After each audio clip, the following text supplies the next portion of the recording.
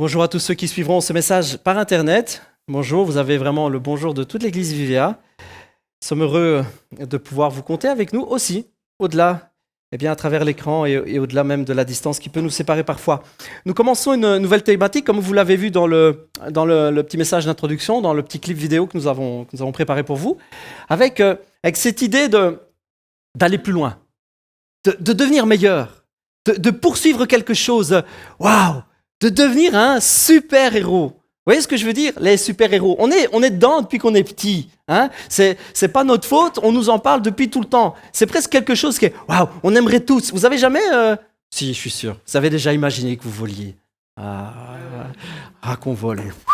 Et qu'on est Superman. Ah ouais. Ça, c'est quelque chose. Moi, j'ai rêvé, mais je ne sais pas combien de fois, quand j'étais gamin, je volais. Alors, je m'imaginais... On habitait Braine-le-Comte quand j'étais petit, et il y avait un château d'eau, et je m'imaginais, je volais, et je me posais au-dessus.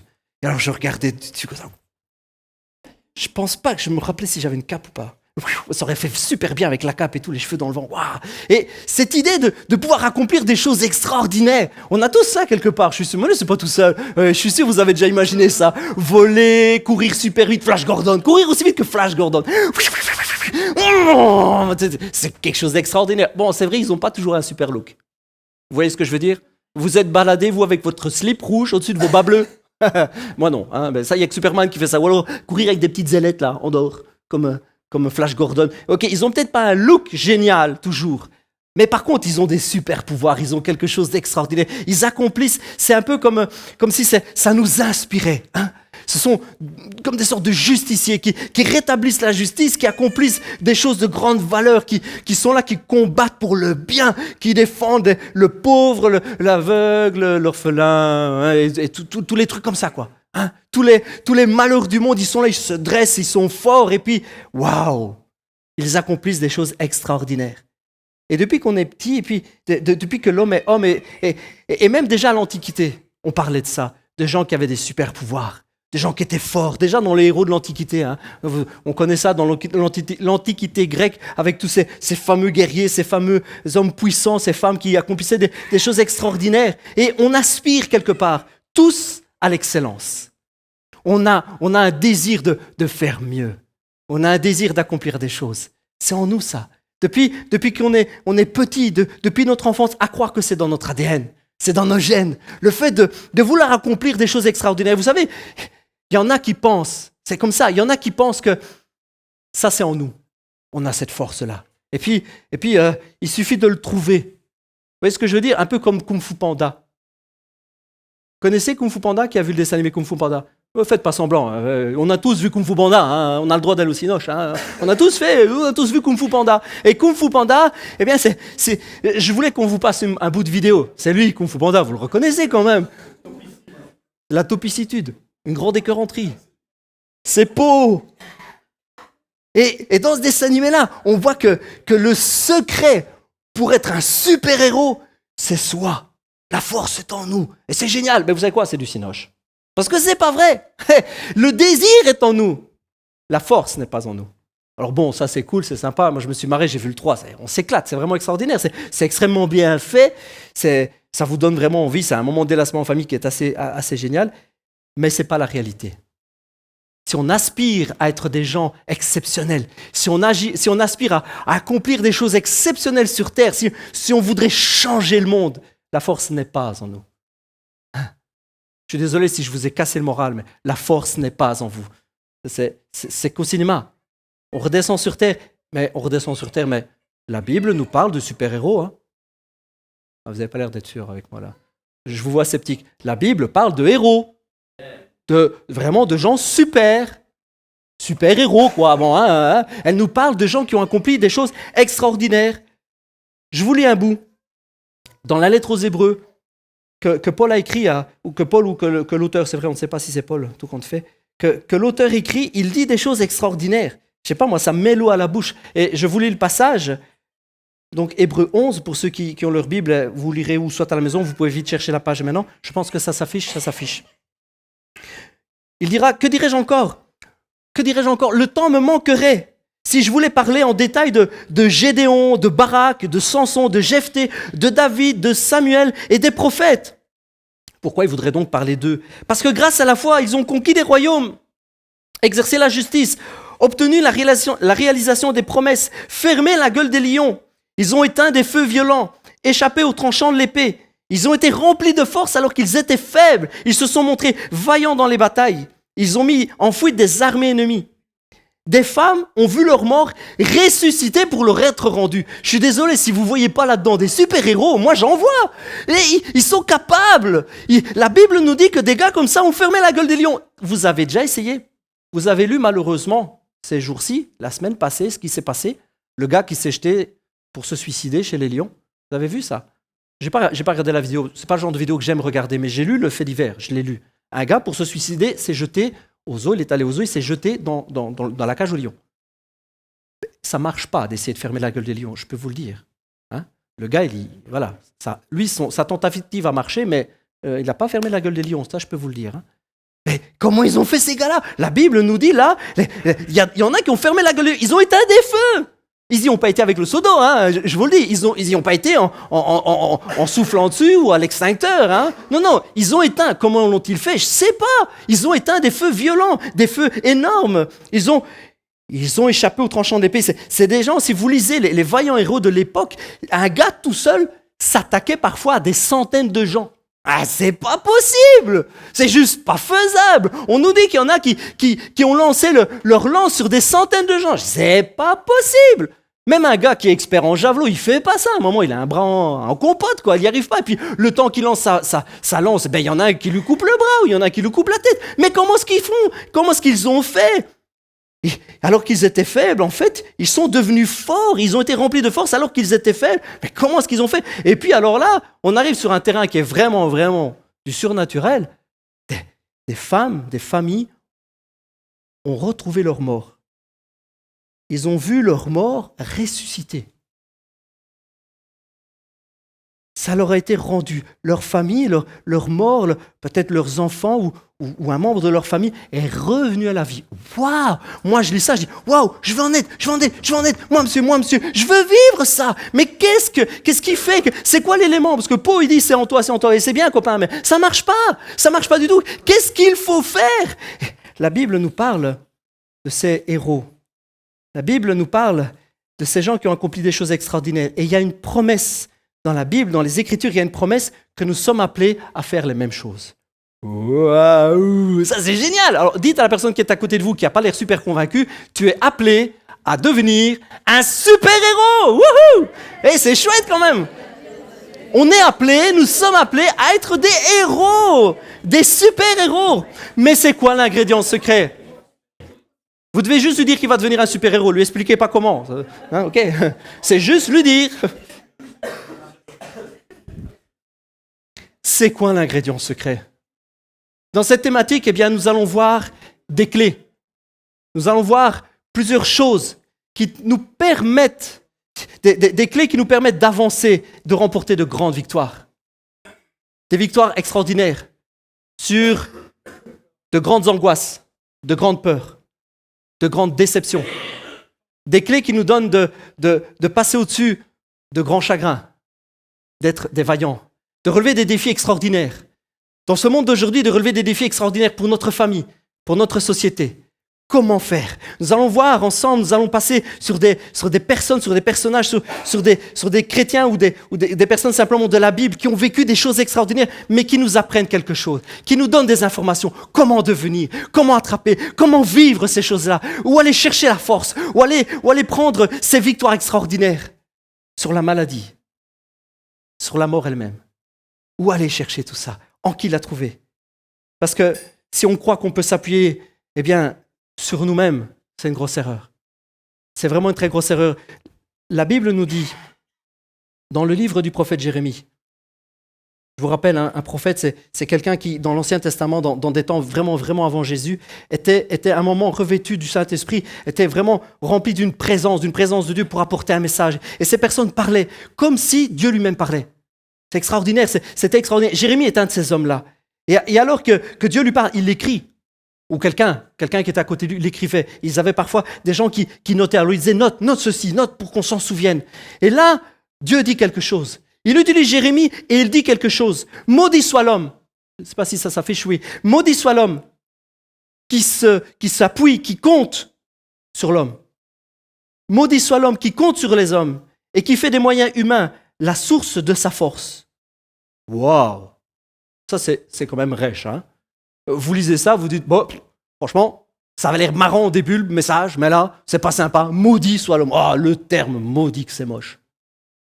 Maudit, dans le texte original, c'est Aurar. Aurar, je pense que je l'ai indiqué, oui. C'est être maudit, être frappé de malédiction ou être frappé simplement. On pourrait croire, hein, vous lisez ça, je le lis, et on pourrait croire que Dieu ne fait que frapper, hein, c'est ça. On imagine que Dieu dit, eh bien, maudit soit l'homme qui fait ça, eh bien, je le maudis moi. On pourrait croire que c'est ça, que c'est Dieu qui le frappe, parce qu'il n'a cherché qu'à s'appuyer sur quelqu'un, et comme il s'est appuyé sur quelqu'un, Dieu, bam, le frappe. On pourrait croire que c'est ça. Vous savez, en hébreu, je ne suis vraiment pas un expert de l'hébreu, mais c'est hyper compliqué la conjugaison, les temps, c'est hyper compliqué. Si vous prenez un verbe, selon sa conjugaison, il peut vous vouloir dire plein de trucs. Vous prenez le verbe voir, vous prenez au temps simple, le plus courant, qui est l'actif simple dans l'hébreu, il veut dire voir, je vois. Mais suivant la conjugaison, il peut vouloir dire je suis vu. Je suis montré, je suis regardé, j'observe attentivement. Tout ça avec le même mot. La conjugaison veut dire des choses. La conjugaison amène un sens au verbe. Et on pourrait croire ici que Dieu dit « je maudis ». Hein, je maudis, parce qu'on le lit comme ça, maudit soit l'homme, donc en sous-entendu, je le maudis. On le lit comme ça, on pourrait croire. Non, ça veut dire être maudit. Et l'actif simple ici, c'est l'homme est maudit. Ce n'est pas Dieu qui maudit l'homme, c'est l'homme qui est maudit. L'homme est maudit lui-même. Et il est à l'actif simple et au participe passif. Je sais que vous ne comprenez pas, mais ce n'est pas grave. Hein. Je ne comprends pas moi-même. Hein. Le participe passif, ça veut dire que donc c'est une action simple, c'est la personne qui est maudite. Et le participe passif veut dire que ça a commencé dans le passé et que ça continue dans le présent. En fait, ce que Dieu fait là, c'est une simple constatation. Ce n'est pas lui qui maudit la personne. Il n'est pas en train de dire « je maudis la personne qui se confie en l'homme ». Non, non, celui qui se confie en l'homme, ben, il a des misères qui lui arrivent. C'est simple quand même. Hein? Ce n'est pas Dieu qui frappe. Dieu est en train de dire, l'homme se met dans la panade. Parce qu'en fait, ce qu'il fait, c'est s'appuyer sur d'autres. Et pourquoi c'est dans la panade? Parce qu'après tout, on peut s'appuyer sur les gens. Pourquoi on ne pourrait pas? Ben parce qu'ils ne sont pas plus forts que moi. Hein? Ils ne sont pas plus forts que vous. Hein? Ils ne sont pas des super-héros. Hein? Ça n'existe pas. Si. Avec Dieu, on peut le devenir. Mais en fait, en réalité, ils ne sont pas plus forts que moi, ils ne sont pas plus forts que vous. Alors comment voulez-vous que quelqu'un qui est faible s'appuie sur quelqu'un qui en fait est faible aussi? Le Seigneur dit, moi je regarde ça, et je peux vous dire, vous vous mettez dans la panade. Parce que la suite nous dit quoi? Parce qu'il se détourne. Il détourne son cœur de l'Éternel. Au lieu de se confier en Dieu, au lieu de chercher son secours en Dieu, en fait, il s'appuie sur quelqu'un et Dieu fait juste la constatation. Il dit, si tu te mets dans la panade, t'es dans la panade, hein. Excuse-moi, mais si tu rames dedans, tu rames dedans. Hein. C'est simple comme constatation. C'est clair. Ce n'est pas Dieu qui frappe. Ce n'est pas Dieu qui enfonce l'homme. Ce n'est même pas Dieu qui le maudit. Dieu exprime ce qu'il voit. Il exprime une constatation. L'homme se met dans les soucis. Et le prophète se fait le porte-parole de Dieu en disant, voilà, si le problème est là, c'est parce qu'à la base, on s'appuie sur l'homme. On croit que la force est en nous. On croit qu'on s'en tirera. Combien de fois on a dit ça? Hein? Combien de fois les gens disent ça? Combien de fois on peut dire ça soi-même? Je m'en tirerai, vous inquiétez pas, je suis un grand garçon. Oh, j'en ai connu d'autres. Hein. Eh, quoi ça? Hein? J'en ai connu d'autres. Je m'en tirerai, j'ai du courage. La vie m'a appris. Oh, mais moi, je sais ce que c'est. Et c'est sûr, on en apprend. Hein? Et l'expérience, ça ne se remplace pas. Ça, c'est sûr. C'est quelque chose qu'on va acquérir avec le temps. Mais la constatation, c'est qu'il y a plus. Et ce n'est pas dans l'homme qu'on la trouve. Il y a plus et ce n'est pas en nous. Le passage continue et dit quelque chose d'assez étonnant. Je ne sais pas s'il est toujours là. Il est comme un buisson dans le désert. Celui qui s'appuie sur l'homme, celui qui s'appuie sur des moyens humains, celui qui cherche sa force autour de lui, qui ne cherche pas à connecter avec Dieu, qui ne cherche pas le secours en lui, mais qui cherche dans ce qu'il connaît et dans ce qui l'entoure, il est comme un buisson dans le désert. Ça vous fait une belle jambe? Je sais, moi aussi. Je me suis dit, mais ça veut dire quoi, ça? C'est quoi l'idée d'être comme un buisson dans le désert, à part le fait qu'on se sente paumé, qu'on est tout sec, qu'on est tout seul? Il y a un phénomène très, très, très, très courant de ces coins-là, d'un petit buisson tout seul dans le désert. Vous savez ce que c'est? L'autocombustion. L'autocombustion.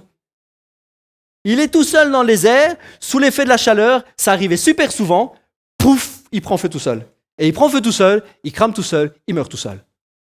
En fait, l'idée, c'est fort quand même ce que Dieu est en train de dire. Tu te mets dans la panade, c'est pas ma faute, hein, c'est-à-dire, tu te mets dans la panade et tu sais quoi, tu es en sursis, mon copain. Tu es en sursis. À tout moment, ça peut faire pouf. Et c'est fini, tu es tout seul. Tu vas t'en sortir comment? Tu es en sursis. Tu te retrouves en sursis, tu te retrouves là avec une épée de Damoclès, tu te retrouves avec une échéance qui arrive, mais tu ne la connais pas, cette échéance. Tu ne sais pas quand ça va se finir. Tu ne sais pas quand tu vas lâcher. Combien de personnes se sentent capables, tiennent le coup, tiennent, mais jusqu'à quand? Jusqu'à quand? Tu tiens devant la maladie, c'est bien. Je ne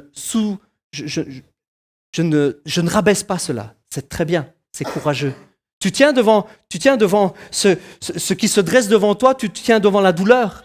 Tu te tiens devant le monde qui veut s'écrouler, tu te tiens debout pour toi et pour ta famille. C'est extraordinaire. Mais jusqu'à quand? Tu tiens devant les insultes, tu tiens devant les paroles blessantes, tu tiens devant les paroles abaissantes. Le sol se dérobe sous tes pieds, mais tu tiens quand même, tu tiens devant les coups, tu tiens devant quelqu'un qui te fait du mal, mais jusqu'à quand? Tu es digne, tu te tiens debout, tu as ta fierté, tu as ton honneur, tu te tiens face aux coups, tu reçois les coups, tu les caches les coups, tu ne veux pas montrer aux autres, tu veux te montrer fort, mais jusqu'à quand? Jusqu'à quand tu vas tenir? Le Seigneur te dit, si tu veux devenir fort, si tu veux aller au-delà de tes limites, si tu veux dépasser, si tu veux gagner les choses, c'est pas en t'appuyant sur toi-même. Tu vas tenir un moment. Tu vas peut-être tenir longtemps. Et je te félicite, c'est extraordinaire, bravo. C'est extraordinaire, bravo, quel courage. Quel courage pour toi, pour ta famille, pour les tiens, pour ton couple, pour ta maison. Waouh, tu te tiens debout, mais jusqu'à quand? Jusqu'à quand? Ça, c'est la question que l'Esprit nous pose à travers ce passage. Jusqu'à quand? Parce qu'il faut savoir qu'il y a un moment, ça peut faire bouf d'un coup. Ça peut faire bouf, bouf.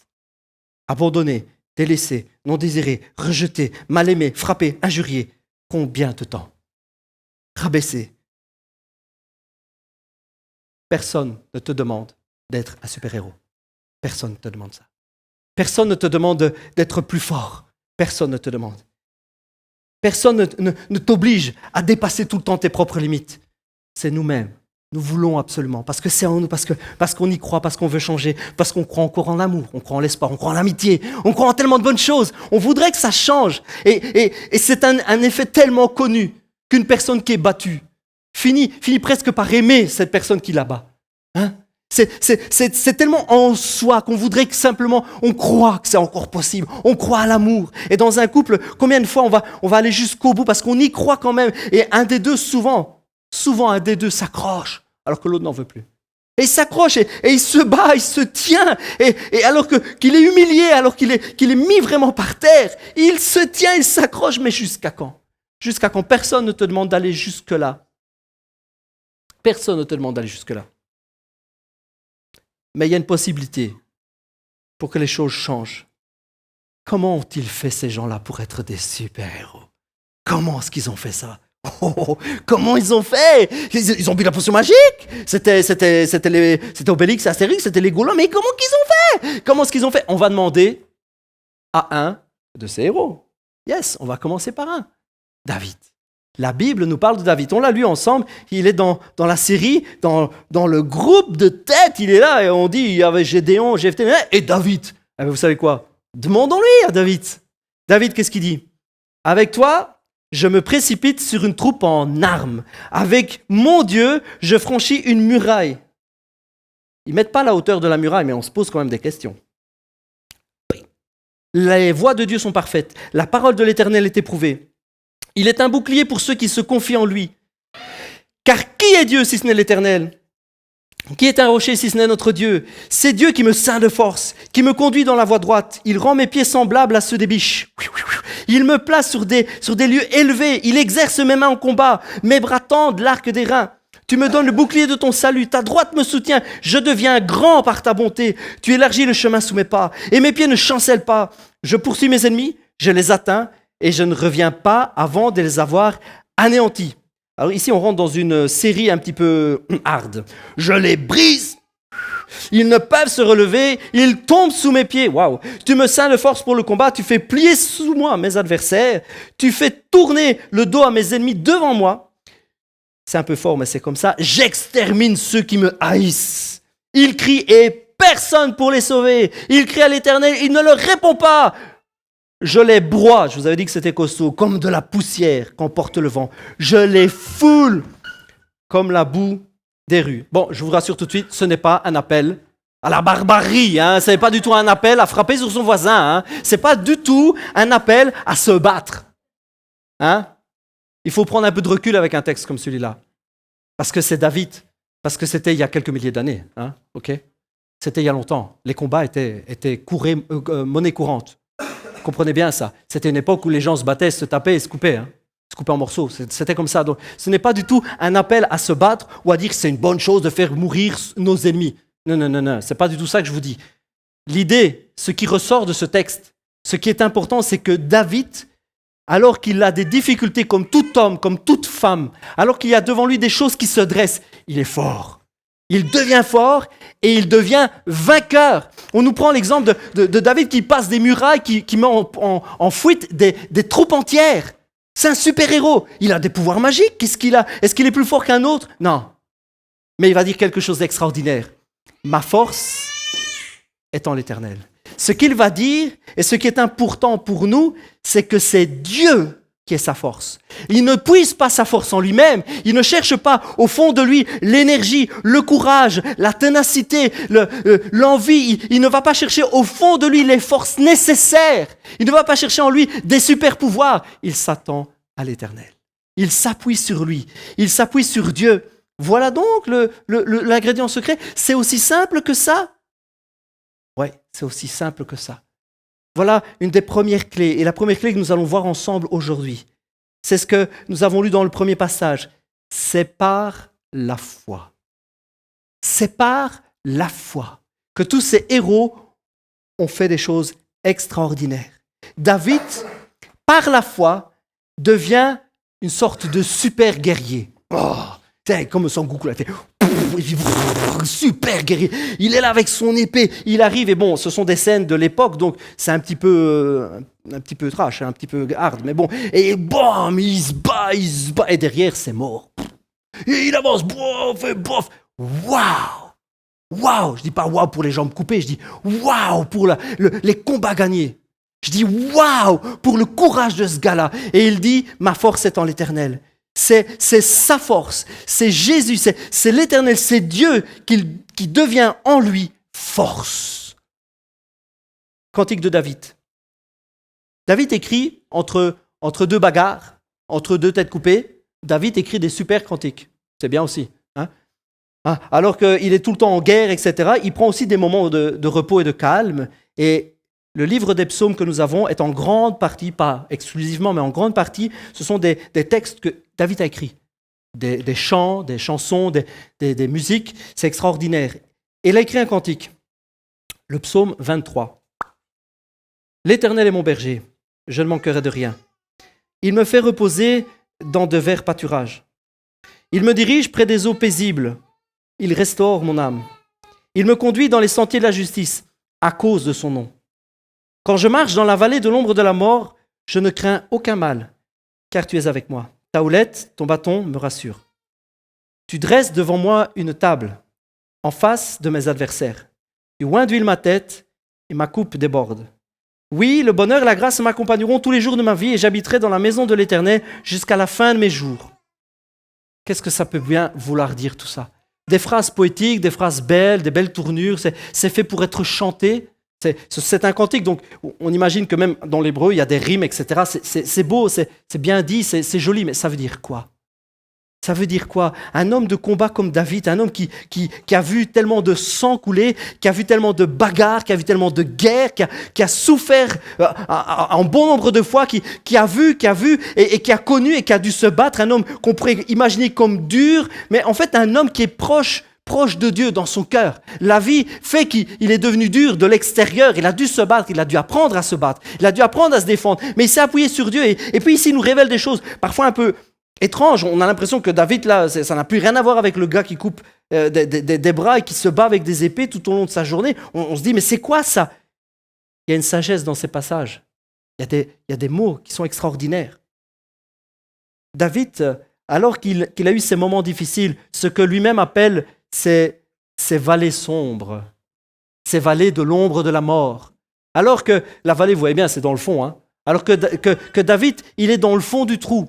Alors que David est au fond du fond. Alors qu'il est là, au fond du fond, moral à 0, moral au niveau -14. Il est là dans le fond du trou. Il est là, il ne sait plus où il va. C'est l'ombre de la mort. Tout ce qu'il ne voit, c'est la mort en ombre. Vous comprenez ce que ça veut dire? La mort arrive. Il le sent, il a comme des frissons. Là. Il est dans le fond et il ne le voit pas vraiment, mais il a l'impression que la mort, elle rôde là. Ça passe, il y a des ombres. Waouh, il est dans le fond du fond. Vous comprenez ce que ça veut dire? Il est dans le fond du fond. Et alors qu'il est dans le fond du fond, il dit des choses extraordinaires. Il dit, tu dresses devant moi une table. Moi, je vous dis ça, je vois que vous ne réagissez pas vraiment, mais moi, je vous dis ça, je lis ça, et je me dis, à ce moment-là, David, pétez une case. Qu'est-ce que ça vient faire dans le passage? Il devrait se battre, bon sang, David! Wow, t'es là dans le fond du fond, c'est le moment de sortir la méga grande épée de Goliath. Le passage, 1m50, c'est le moment de la sortir, l'épée. C'est le moment de te battre, David. Et lui, il dit, moi, pause déjeuner. Ah, David, c'est pas le moment. Je me suis assez battu. Là, je suis dans le fond du fond. Je vais m'asseoir pour manger un bout. Ça vient de Dieu. Cette table vient de Dieu.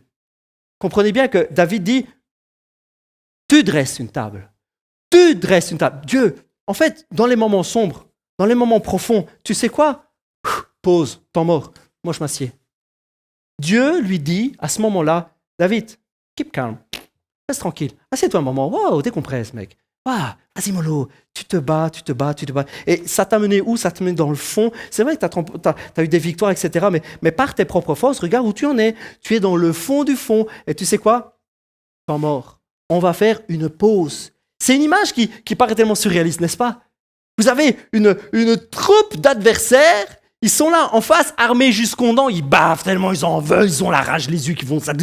C'est David, c'est l'homme à abattre. Ça fait des années qu'ils le poursuivent et tout. Et puis David, à ce moment-là, image absolument extraordinaire, une table, bien dressée, hein, belle nappe, beau repas. Et puis ils sont tous là, on va bouffer David, on va le couper en rondelles. Et puis là, David, avec une belle table comme ça, je vois pas pourquoi j'irais me battre. Paf, il range l'armée, la super épée. Paf, il s'assied un moment. Ça paraît tellement hors de contexte, ça paraît tellement dingue. C'est un arrêt sur image absolument fulgurant. Hein. Je ne sais pas si vous y avez déjà réfléchi, et je ne sais pas si vous réalisez tout ce que ça veut dire. Dieu, dans les moments les plus sombres de notre vie, dans les moments les plus durs de notre vie, ne nous pousse pas à nous battre encore. Vous comprenez ça? Dans les moments où nous sommes le plus bas, où nous sommes le plus fatigués, Dieu n'est pas derrière pour nous dire « Vas-y, continue, vas-y, donne tout ce que tu as. Mais je vais mourir, moi je suis crevé. C'est pas grave, c'est pour la bonne cause. » Comprenez? C'est pas du tout la manière de faire de Dieu.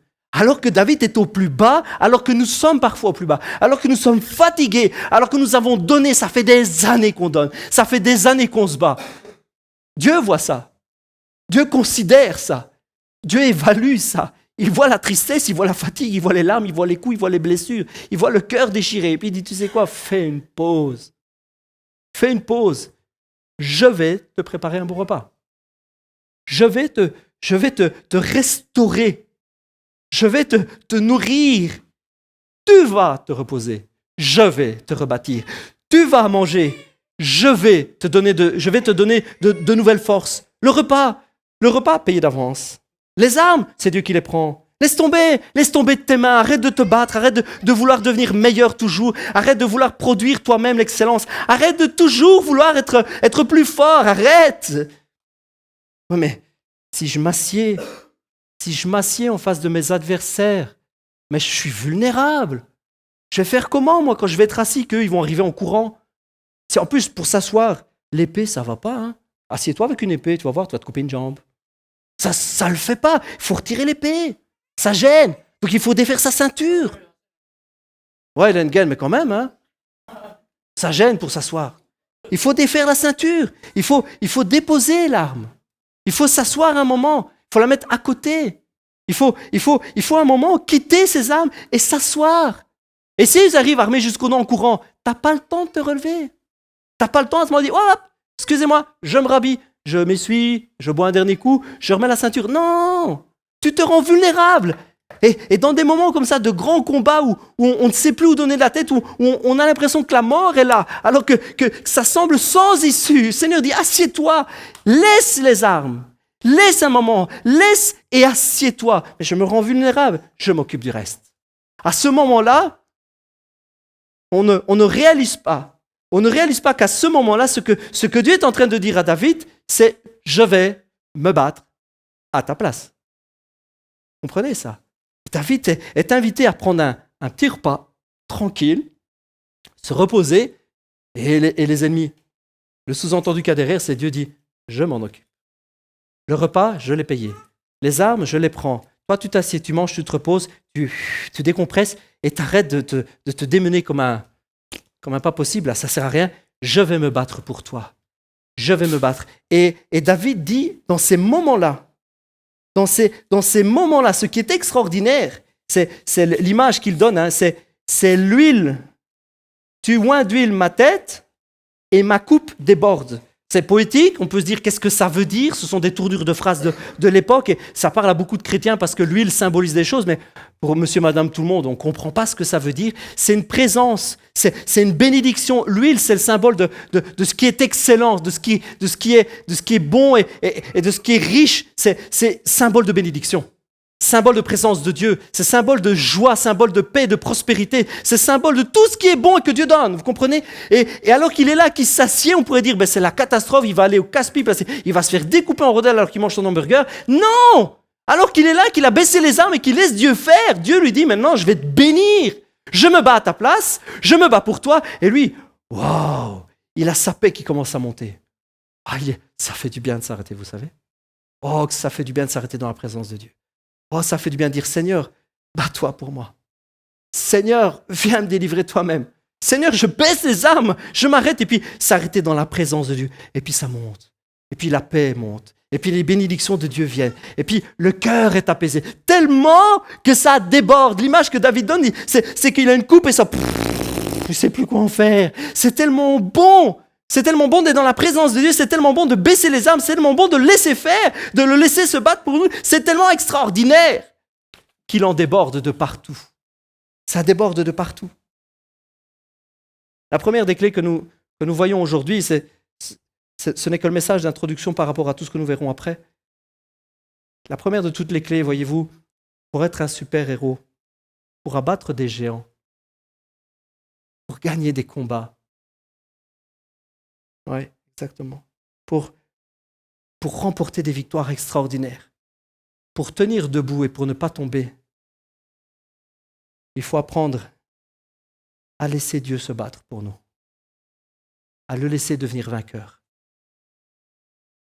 La première des clés que nous pouvons voir, c'est que nous n'avons pas à devenir un super-héros.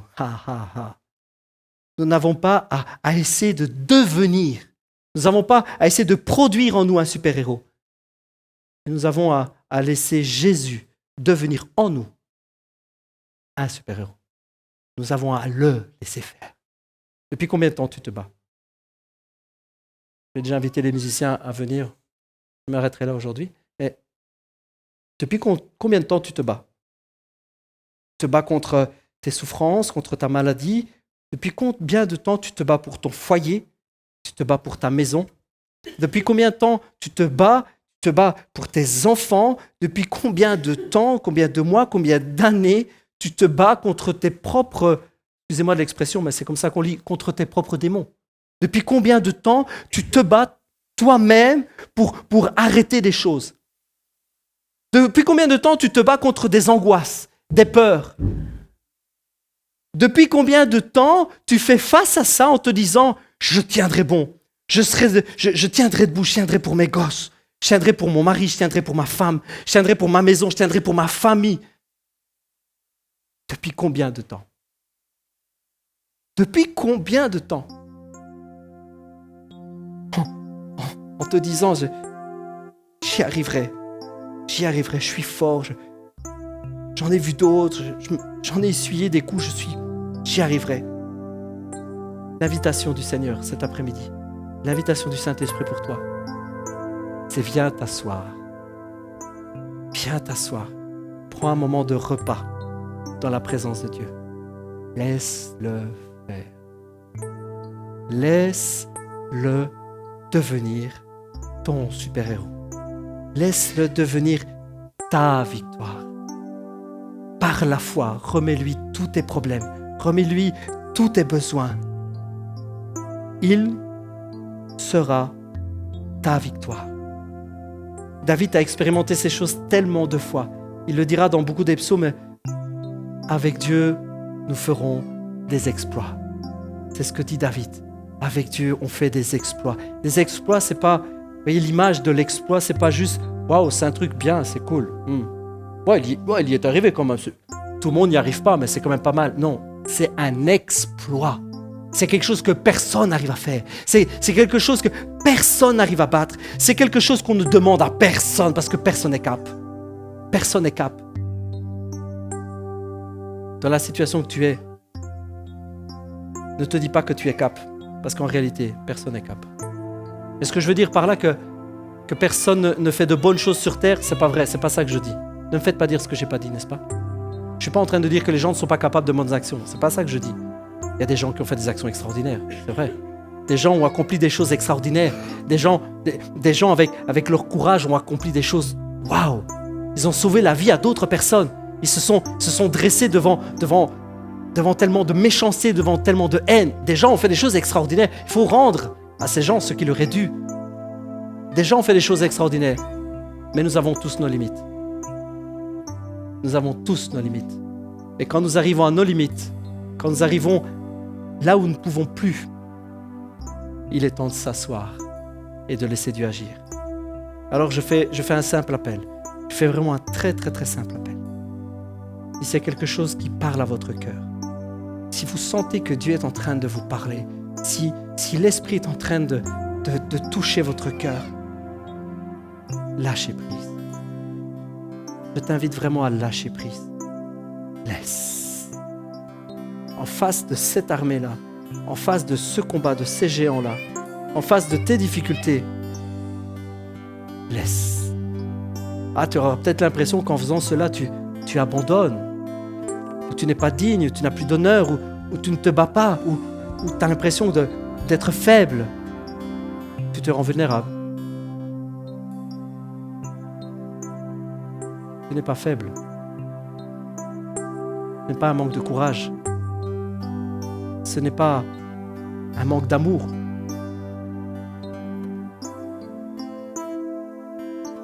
C'est de l'intelligence. C'est de l'honnêteté. C'est de simplement réaliser que tu n'es pas capable. Ce n'est pas que tu es moins ou que tu es trop petit par rapport à d'autres qui ont réussi. Tu as simplement atteint tes limites. Mais Dieu va au-delà de tout cela. Dieu va au-delà de tout cela. Alors si ça te semble impossible, si vraiment devant les difficultés, tu n'as plus de force et alors que tu voudrais tenir encore, tu vois la mort au bout du chemin, tu vois la fin, bien l'appel du Saint-Esprit, l'appel de Dieu sur ton cœur, l'appel de Dieu sur ta vie, c'est apprends à me faire confiance. Laisse-moi faire. Laisse les armes. Ça ne veut pas dire que tu vas tout laisser tomber, ça veut dire que tu vas t'accrocher par la foi. Tu vas me faire confiance. Tu vas faire confiance à mon bras puissant. Tu vas faire confiance dans mes promesses. Tu vas faire confiance dans mon amour. Tu vas faire confiance dans ma force. Tu vas faire confiance dans ce que je peux faire. Tu vas faire confiance à ma victoire. Tu vas faire confiance à ce que je dis. Et tu vas simplement apprendre à te reposer sur moi. Laisse-moi faire. Laisse et crois par la foi, comme David et comme tous ces héros, ces super-héros. Nous allons chanter ensemble ce chant. Et pendant que nous chantons, vraiment, si vous êtes dans ce cas-là, si les difficultés sont là comme comme quelque chose d'insurmontable. Si vous êtes en train de vous accrocher, si vous sentez que les forces vous manquent, alors que nous allons chanter ce chant, déposez votre cœur au pied du Seigneur. Seigneur, mon secours est en toi. Mon secours est en toi. Je veux apprendre à te faire confiance. Je vais inviter l'équipe de louanges pour venir chanter ce chant. Mon secours est en toi. Alors que les forces me manquent, alors que je sens que je n'y arriverai pas.